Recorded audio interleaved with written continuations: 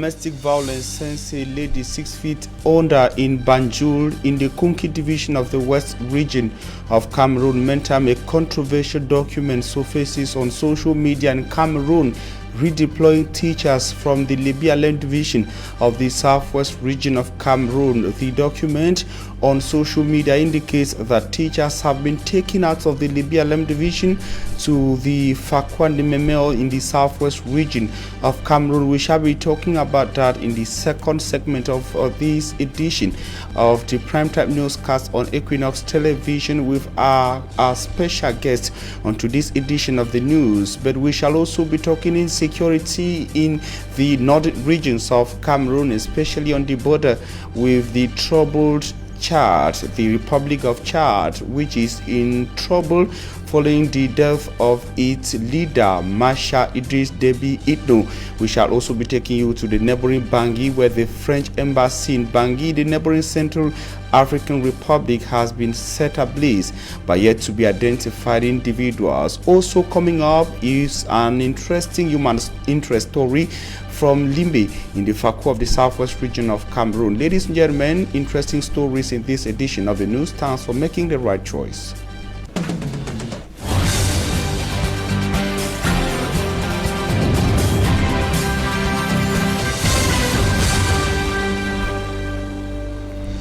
You're on to the Primetime Newscast on Equinoxe Television, live from our central news desk in Douala, Cameroon's economic capital city. With me, I'm Strong Sander. We begin with one of our top stories: insecurity rogging the northern regions of Cameroon, the Adamawa, the North and the Fano regions on its borders with the troubled Republic of Chad, following the demise of its leader, Masha Idriss Déby Itno. The borders between Cameroon and Chad, especially in the parts of the North region, have just been closed. The people of neighboring towns, such as Tuboro, say they are going to heightening security.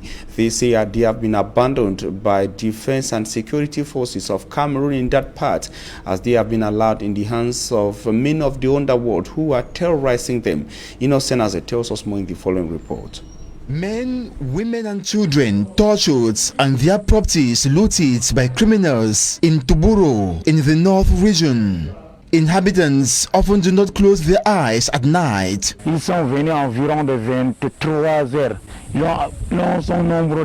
They came attacking recently, 8 in number, at about 11 p.m. They entered my house, arrested 2 persons, and beat the hell out of my 2 wives. They also kidnapped my 2 brothers. As concerns properties looted, they carried away my stock of groundnut, maize and cotton. 11 million francs CFA was taken from me. Tout ce qu'ils ont pris 12 millions. Ils ont menotté ma main avec une chaîne avant de me faire sortir de la chambre. They got me tied up and administered me beatings. My wife, upon hearing my screams, came to intervene, but she was struck hard on the head. They took 8 cows from me, a sheep, bag of maize, and my motorbike. Une chèvre avec mes sacs de maïs ainsi que ma moto. The said hoodlums also kidnapped for ransom. Une fois qu'on m'a pris, being a victim amid 2 others, he was demanded 25 million francs CFA. Ils nous ont amenés entre le Tchad. I struggled to pay 2 million francs CFA before obtaining freedom. 2 millions comme rançon et c'est là où on m'a libéré. Furious and exasperated, the inhabitants of Tuboro went meeting the mayor of the municipality for adequate disposition to be put in place to assure the security of persons and their goods. A memorandum signed by 3 million persons has been transmitted to the divisional officer for Tuburo by the mayor. Ce mémorandum signé de plus de 3000, signed by over 3 million sons and daughters of the soil. We solicit, among other things, adequate and lasting solutions enough security measures be taken to protect the population and implant confidence in them, and also to permit them go about their activities normally. À leurs occupations champêtres et pastorales. Expectations are now high among the population as they desperately await positive response from the administrative authorities and the security officials. Innocent as a reporting from the north region of Cameroon.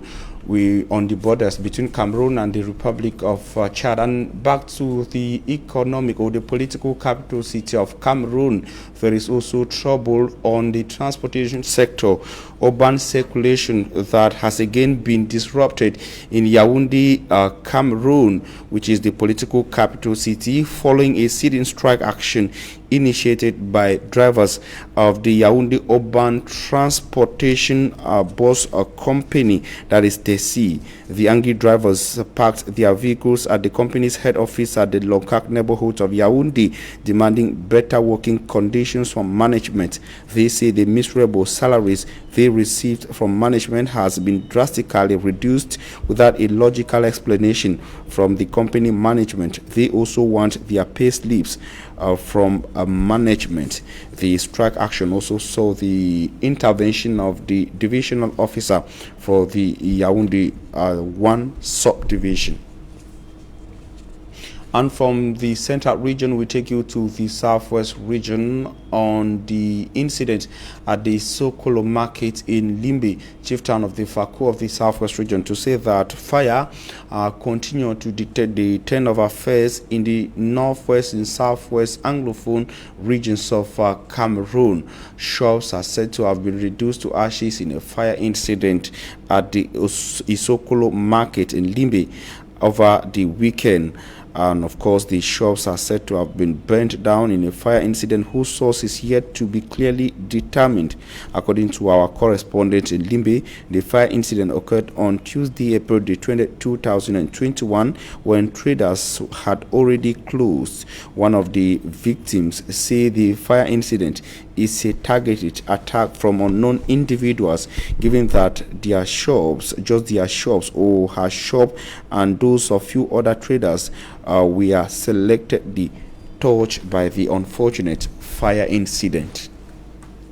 A man is said to have beaten the wife to death in Banjul, chief town of the Kunki division of the west region of Cameroon.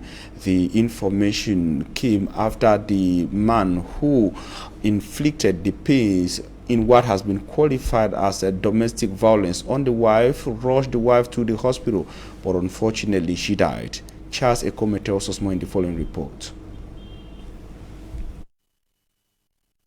This is the story of a happily married couple, which later ended up as a horror movie. On these images, which date as far back as December 5th, 2020, Ariane and Alan Fotso, aged 28 and 30 years old, decided to take the leap by getting married. A few months after being married, domestic violence became the new chapter of their lives.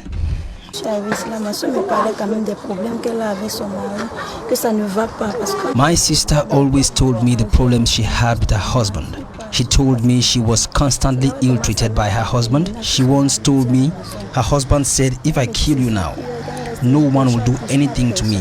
Besides, who do you have apart of your old grandmother?" The father of Ariane was aware of this habitual scene of violence between his daughter and her husband. He intervened on so many occasions by advising Alain.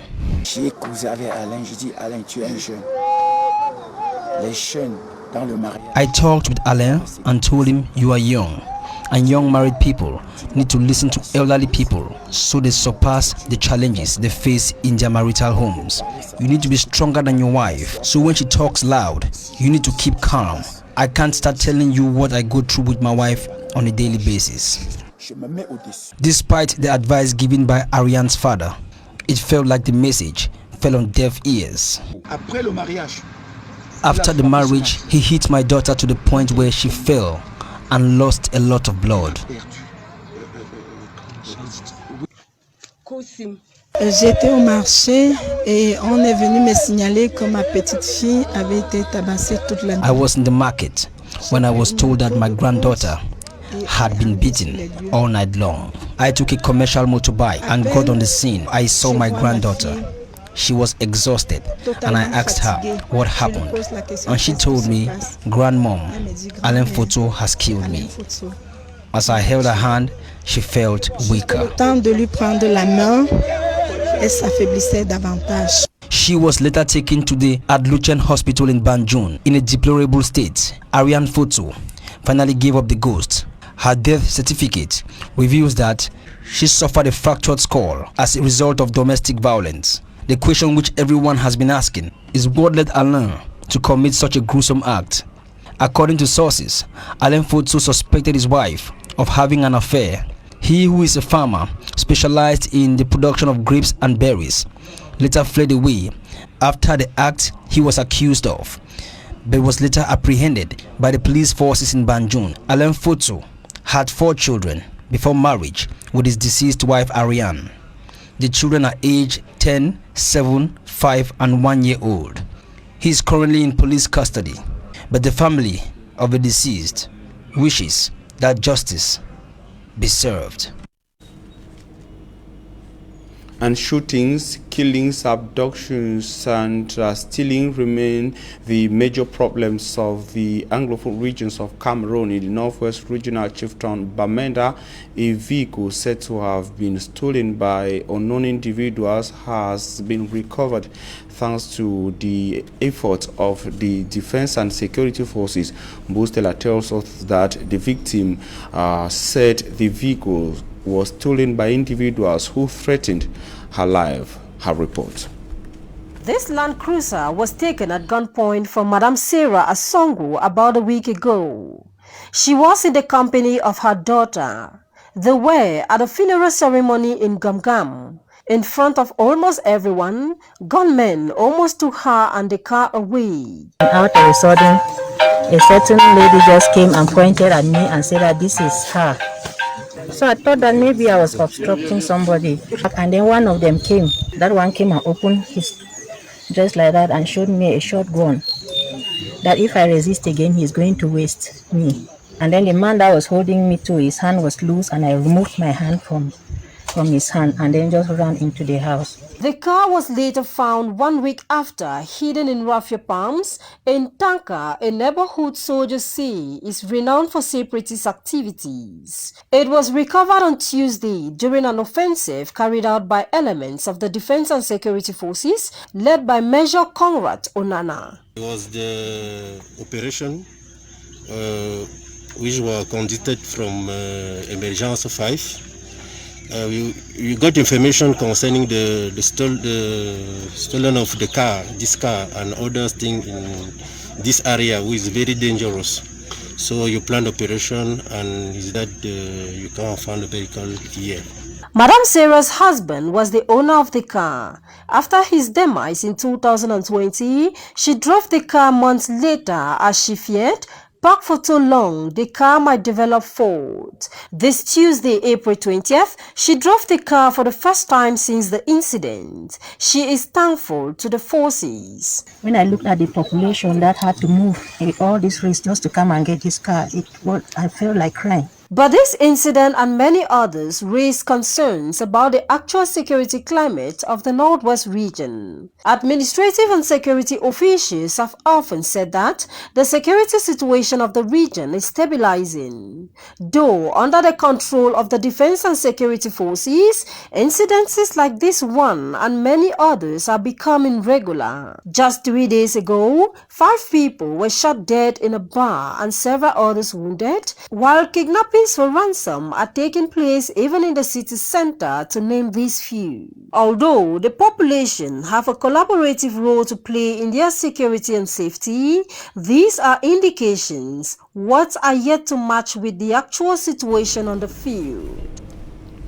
Mbustela reporting from Bamenda. Meantime, the Prince of Opa Muya in Buya subdivision of the Faku in the southwest region of Cameroon has called on all and sundry to unite their effort for the development of the locality. Prince Ikome Mulinge was speaking recently while meeting with the people of his area for the first time after coming back from his coup. Derek Jato tells us more in the following report.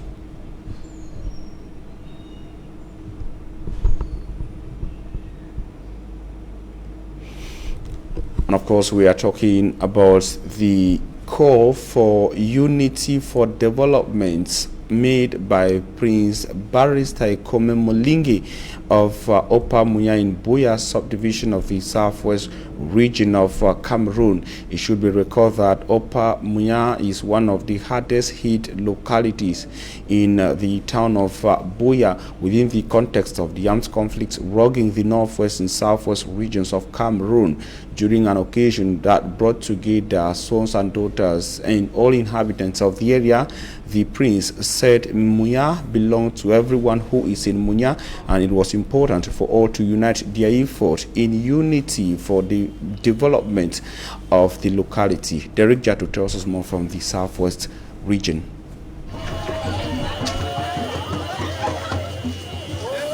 The Prince of Opa Muya in Buya subdivision is welcome home. Barrister Prince Ikome Mulinge David is ushered to the palace where his grandfather and his father ruled the Opa Muya people to celebrate his achievement as a lawyer and a member of the Cameroon bar. Una prince, where we don't finish this book, it don't come for reassurance. Anytime we wanna get a problem, may una not fight.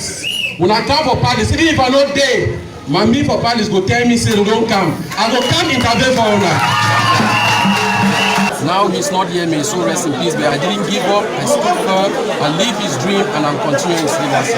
Here, the Opa Muya people reminded Barrister Prince Ikome Mulinge David that his father, Chief Dr. Mulinge David, before he died, told them that he will be their leader when he joined his ancestors. So, if Papa saying he say, make Kaya will advise him traditionally, or we rally for a back, support you, may go ahead. We are led chief, they leave this beginning. This one we don't get the lawyer degree. We don't for we like I for the council. This beginning a lawyer, so chief is still when it will be never be enough of king because in the document the phone of him. Assuring the close to 20,000 Opa Muya inhabitants, Barrister Prince Ikome Mulinge David, the heir apparent to the Opa Muya throne, preached the gospel of unity and that everyone should be treated equally. I don't care whether you come on for Kamer, for Menchum, any somewhere you come on. The fact that you there for a year, you be thinking for Opa Muya. Did some man not tell you say because you not come on for this town, you not fit talk. When I get a say.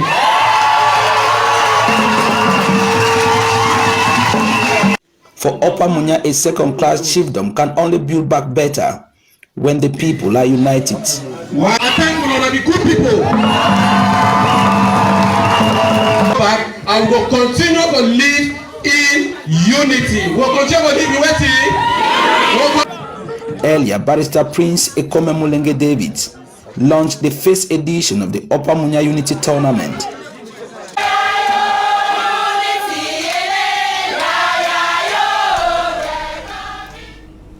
We told you of an interesting story from the Faku divisional chief town of Limbe in the southwest region of Cameroon, and now hundreds of people trooped into Down Beach, Limbe, a vicinity of the seaside resort town of Limbe, to see what they qualify as a big fish of size 7.8 meters in length and a diameter of 3.25 entangled in the nets of some local fishermen in Limbe. Davidson Maimo takes us to the interesting human interest story. In their hundreds, both the old and the young trooped in their numbers, paying 100 francs Cfa to cross to dockyard, either in a canoe or carried where the big fish was first placed. He took me to go there for 100 francs and now to come back 100 francs. Every effort from Limbe 3 Gendarmerie Brigade Commander Boko Theophilus, who first arrived the scene and later reinforced by elements from the Gendarmerie Company and SC from the Central Police Station to disperse the mammoth crowd, was abortive. In excitement with no regard for safety measures against COVID-19, the crowd kept increasing to see for themselves the strange fish. That's how the rumors went everywhere, which is not true. In my life, I've never seen it. I always see it over the TV on the wildlife, but today it's actually marvelous to see it. This way I've been picking for Limbe. I never ever seen that kind of fish. That one's not beef. I've been excited because I've been always seeing for television, but now I don't see it. The fisherman who brought the fish to the shore says it entangled itself in their net and almost capsized their boat, thanks to other fishermen who aided them to pull the fish at the shore. The fishermen, we are told, recently graduated from the Deboncha Fishing School. These boats were given to these children about 2 weeks ago, and it's a support that the government is giving Cameroonian children. Other fishermen added their voices to say government need to replace every fishing gears destroyed by the fish, and the team compensated. Generally, aquatic animals like these ones that are very much outstanding, they destroy some of our materials. That it is high time that the government see into it that some of these fishermen, their plights are actually looking for. Just begging with the government to see how they can compensate the fishermen when they are being entangled with this problem. Expert says it is a whale shark measuring 7.8 meters in length, but are yet to determine the real cause of its death. Identify the species as the female whale shark. We cannot say with certainty it died from both fishing. The administration, headed by the Divisional Office of Limbe 1, Acha Kwenti, an expert from the Ministry of Fishery and Animal Industry, ordered for the fish to be cut into pieces. Sources say it shall be auctioned, an important part, such as the wings, teeth, and others, kept as state treasures. David Simamo reporting from Limbe. And now we talk the Labor Day 2021 edition to say that the traditional Labor Day march past and official commemorative activities have been banned all over Cameroon ahead of the 1st of May 2021. The decision is contained in the press release from Cameroon's Minister of Labour and Social Security, Minister Grégoire Owona. The minister says the move falls in line with the COVID-19 barrier measures of the government of Cameroon prohibiting large gatherings.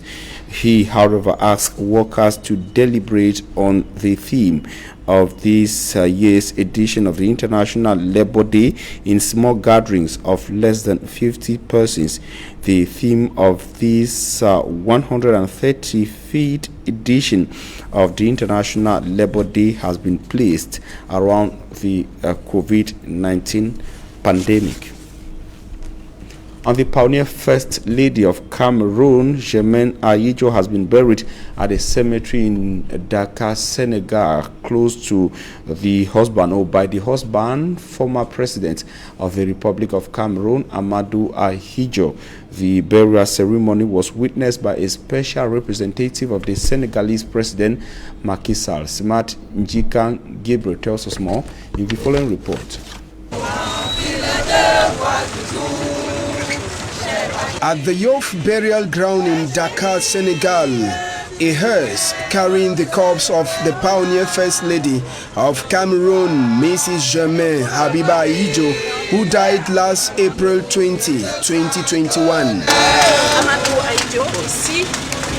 To pay her the last homage were some family members, friends she made while in Senegal, and a strong Cameroonian population who saw as Mama Germaine was lowered to the earth. The choice of burying her in Dakar wasn't a mistake. because it is in the same place that her husband, the first president of Cameroon, Ahmadou Babatura Aidjo, was buried. At her burial were Cameroonians living in Senegal. Nous sommes très contents de perdre notre maman Germaine Aidjo.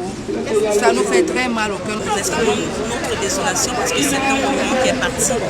Les étudiants l'ont considéré comme étant un patrimoine. Those who traveled from outside, some representatives of the Cameroonian embassy in Senegal and a personal representative from President Macky Sall of Senegal, who witnessed as she was lowered to earth. Germain Abiba Aidjo died at the age of 89 years old without seeing the transfer of his late husband's body back to Cameroon. Many Cameroonians are now waiting for that day when the two bodies, Mr. and Mrs. Aidjo, will be brought back to the country.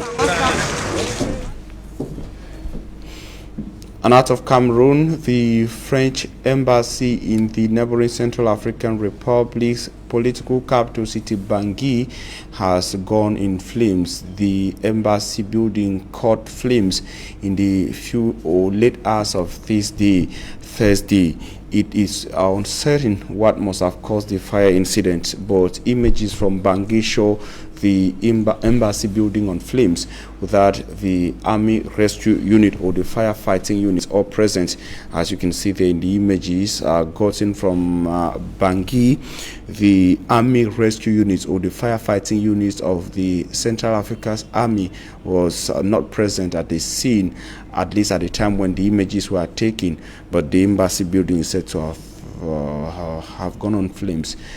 The source of the fire incident remains unknown. We shall be coming back to that in subsequent editions of information on Equinoxe Radio and television. Ladies and gentlemen, up next is Talking Point. Stay with us.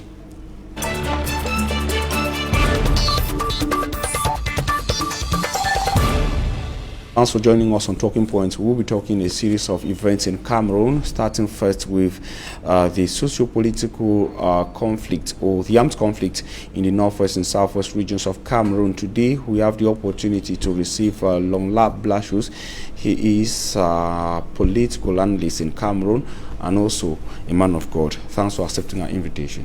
Thank you, Mr. Armstrong. Special thanks to all the televiewers of Equinoxe televisions. Special thanks also go to the administrator of Equinoxe. We are happy to receive you. We want to talk about this very controversial, seemingly controversial document that is circulating, has been making round social media in Cameroon, said to have been signed by the Southwest Regional Delegation of Secondary Education, redeploying teachers from the BrigadeAntiSardinard division to the Kmer and the Fcfa of the same region. When you saw that document, what came to your mind? What was your reading of that particular document from the perspective of a political analyst and the perspective of a man of God, considering the crisis in the Anglophone regions? Yeah, thank you so much, Mr. Armstrong. Thanks again. Thanks for the opportunity given to me. I would like to say this very clean and clear, that when I saw the document, so many things came up to my mind. I first of all smiled and said, actually, it means the government, either they are still ignorant or they are now saying that truly the crisis has not yet ended. And doing what the divisional delegate, or was it the regional delegate, that signed for the teachers tell me to be sent back from the BLM. It is a sign to show that we are in a crisis. We are in a period where the crisis is still upgoing, the crisis is still serious on the ground, and we really need to take things serious and fight to see how we can protect our people. Let me tell you, Mr. Armstrong, it is very clean and clear that even if there's a teachers there, I don't think those teachers, government teachers, they are doing their work normally as it was supposed to be. If there are teachers there, you don't think they are doing their work normally? Why? Why? Because of the fear of the unknown. Why? Because so many government teachers in these Anglophone regions, Mr. Armstrong, it is very clean and clear, crystal clear, that they are not doing their work. They are not even present in their various schools where they have been sent to. So truly the government need to sit up and see how they can put an end to the crisis, so that each and every one of us, or each and every one of those teachers, can go back to their various zones and see how they can carry on you're linking their it jobs. directly to the crisis, but there is something we have not gotten confirmation from the regional delegation of secondary education. I personally called Madame the delegate, who did not give me a clear response vis-a-vis that document. I called again. Actually, she answered, but I didn't get a clear response to that. The second factor is that the reasons for the redeployments are not stated. The reasons are not stated in the document, but others say it could be as a result of COVID-19, because at the time when we saw, like, we considered as the peak of the Anglophone crisis, we did not see such a decision. Yes, actually, but I don't know. COVID-19 is just a, how can we put it?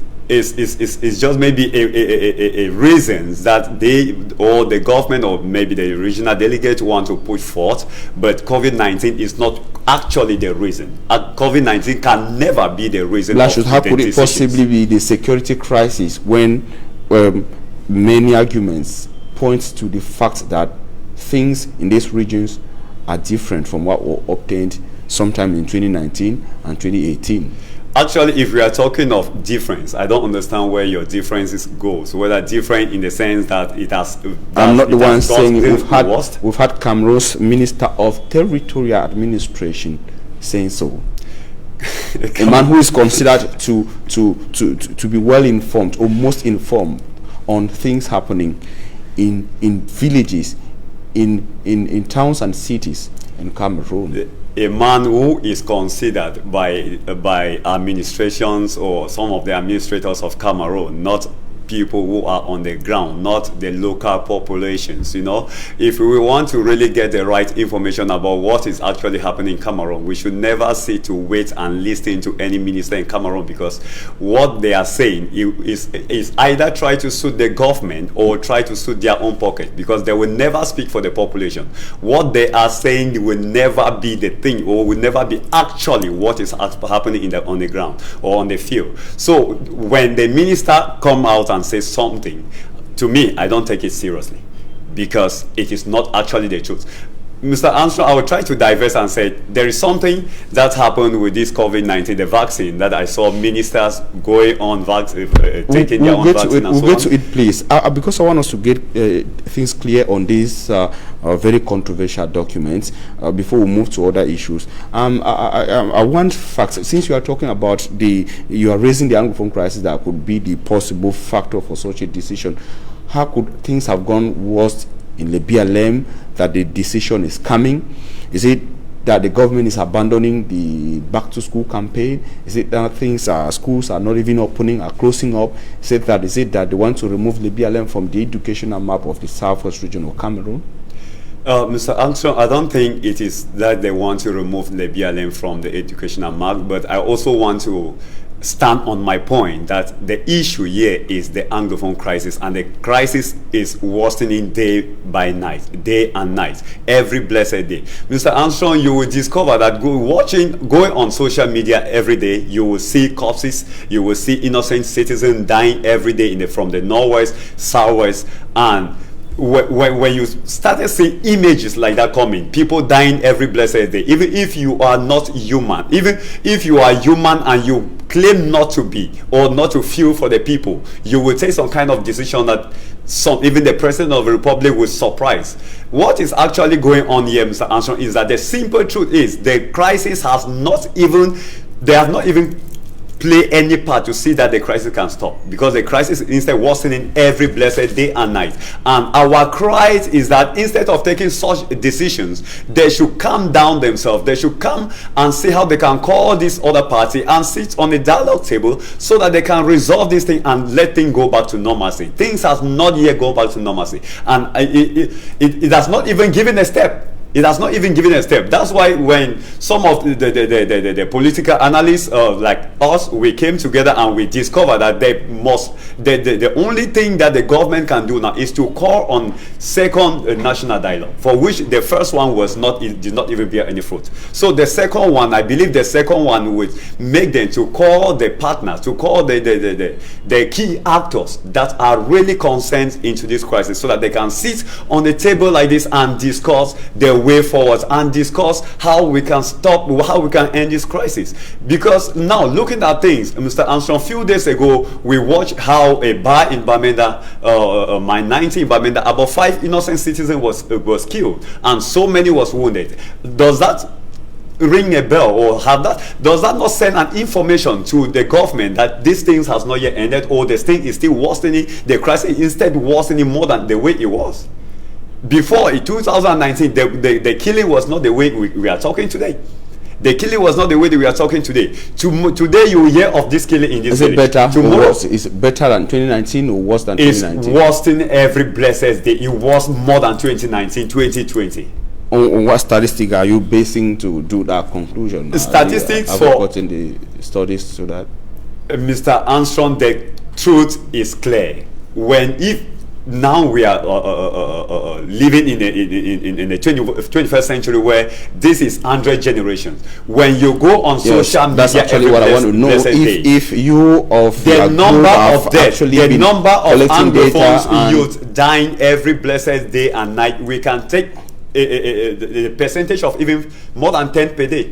Because you will list today, either you will be in Dub, that people are killed. Tomorrow, either you'll be Bali, that people are killed. Tomorrow, the next tomorrow, either you will be Kumba, that people are killed. It looks like there is some sort of an impasse in this crisis, but you guys are still talking about a second and enlarged dialogue. What should be the nature of this dialogue? Can you just be very brief on that as we move out of this? For the second dialogue, Mr. Armstrong, thank you very much for this for that question that you have asked.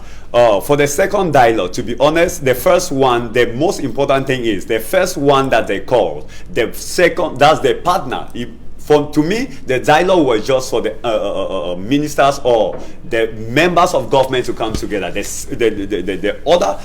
So how should the second one be? We are moving out of the second one, they should call at least the separatist leaders. They should call those who are truly fighting the government and killing the innocent soul. They should call them on the dialogue table, and they know their names. There are some in the prisons that they have even locked them. They should free them. They should see how they can call those who are in the diaspora, so that they can come and see how we can sit and fight for our nation and push forward. The nation, instead to be developing and moving forward, instead we are moving backward because of killing every blessed day and night. So the dialogue should be sincere with the presence of the third party, because if they can call a dialogue without the presence of a third party, Mr. Armstrong, we will still be fighting and fighting for more than decade, for so many years. Thanks very much, Lola Blashus. You are a prophet, a man of God, and also a political analyst in Cameroon, keenly monitoring events in the country, especially in the northwest and southwest regions of Cameroon. Ladies and gentlemen, thanks for being so